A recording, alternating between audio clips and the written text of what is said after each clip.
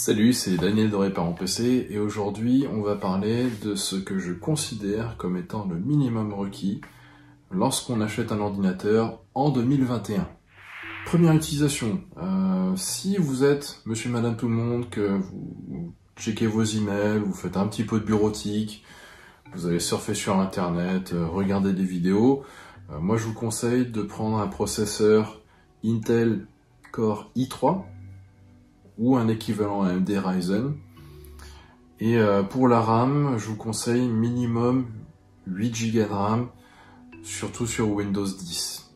Mais aussi sur Linux aujourd'hui, c'est quand même très confortable d'avoir au moins 8 Go de RAM pour ce genre d'utilisation là.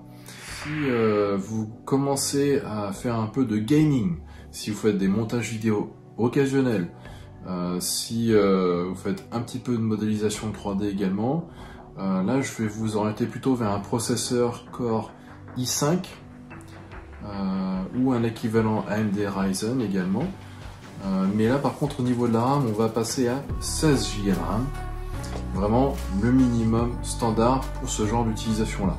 Si vous avez une utilisation plus intensive en jeux vidéo, en modélisation 3D, en logiciel professionnel avec des calculs qui tournent en permanence ou des montages vidéo plus fréquents, là je vais vous dire plutôt prendre un processeur Intel Core i7 ou un équivalent AMD Ryzen, voire même un processeur Core i9 et pareil donc côté AMD Ryzen. Pour la RAM par contre, 16 Go de RAM, pour moi ça reste quand même, de mon point de vue, un minimum standard pour ce genre d'utilisation là. Pour le disque dur, en 2021, oubliez les HDD, prenez un SSD, c'est beaucoup plus rapide.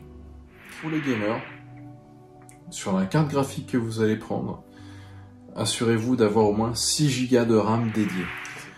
Pour l'espace de stockage, pour les disques durs, là ça va être plutôt varié. Je vois beaucoup de gens en fait aujourd'hui qui utilisent à peine 100 Go sur leur disque dur, alors que le disque dur lui-même fait 1 Tera. C'est un petit peu overkill d'avoir un disque dur aussi grand avec une utilisation aussi petite. Donc du coup, regardez ce que vous utilisez actuellement dans votre disque dur sur votre PC actuel. Et du coup, regardez en fonction de ça plutôt pour savoir ce qui vous conviendra vraiment comme espace de stockage minimum. Pour les gamers, vous avez des jeux vidéo qui sont de plus en plus volumineux.